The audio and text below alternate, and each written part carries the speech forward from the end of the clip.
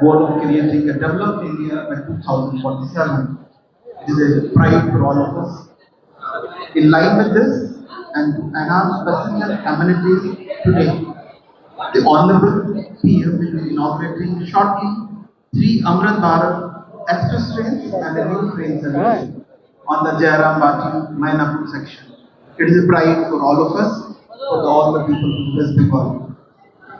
These new train services will benefit West Bengal, Odisha, Bihar, Jharkhand.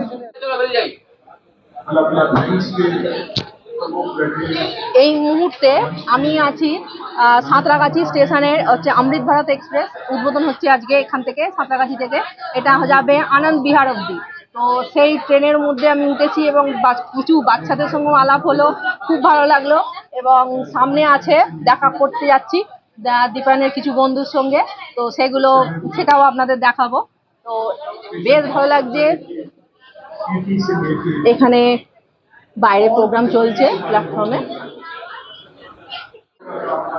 দারুণ।